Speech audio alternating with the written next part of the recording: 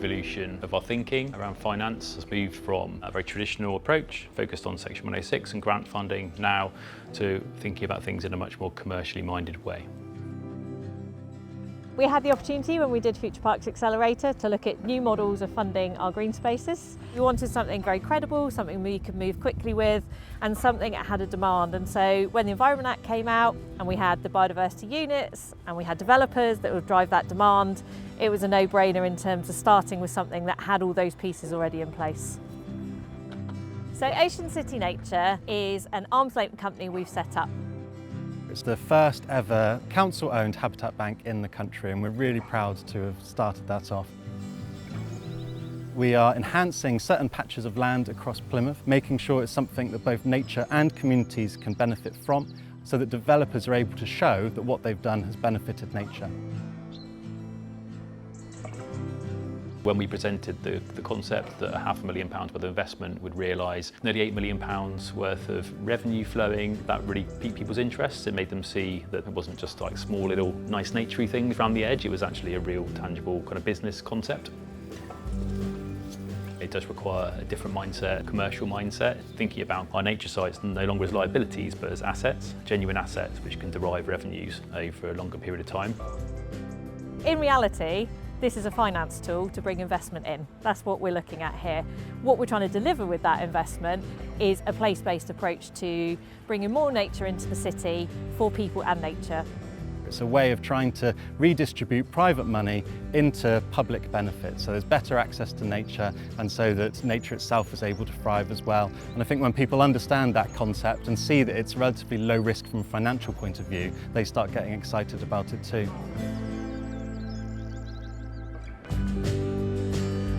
Hamwood's the site we've started our habitat enhancement work on.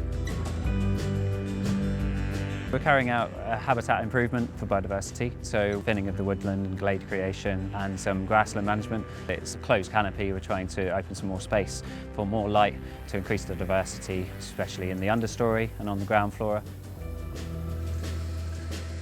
It's different to some other projects that I've been involved in where we do some work and then there's not the guarantee of that management continuing and that maintenance work that's required. From a local authority perspective, it's really rare to have that opportunity to kind of commit to delivering management of a site for the long term, which I think is really powerful for the Friends group, local residents to see that. The west of the city is quite dense, kind of urban surroundings. So yes, a real kind of green lung sitting in the heart of that urban area. It's a beautiful late winter's morning, you can hear the bird song coming to life. It's a rich nature site for the city. It's also delivering community engagement opportunities, volunteering opportunities and skills and training opportunities for future generations in the city.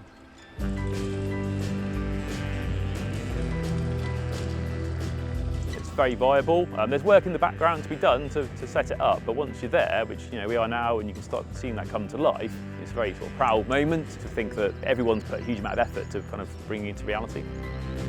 It's not a one-size-fits-all. There's definitely a range of options for any local authority to pick up and run with, but I like to think that the work that we've done now means that other people who are sort of following in our footsteps can point to what we've done as a kind of, it makes it easier for them. It's taken a long time to get to this stage, but we went down rabbit holes that we went down and we came back up again. Nobody needs to do that. We can tell you where the rabbit holes are. And I think it's just about taking people with you.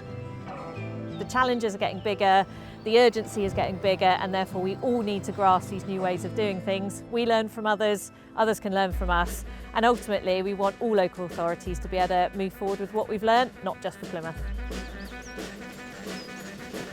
Ideally in 5 years' time, Ocean City Nature is thriving, so what we would see is more nature, better readiness for climate adaptation, and mostly we'd see more people feeling like this is something, one, they can engage with, two, they can make a difference, and three, it makes them feel like they can have a bigger say in what happens in the future. Habitat banking is thriving nature and empowered communities. We're really proud to have led the way on that in Plymouth, and we hope other local authorities across the country will do similar things too.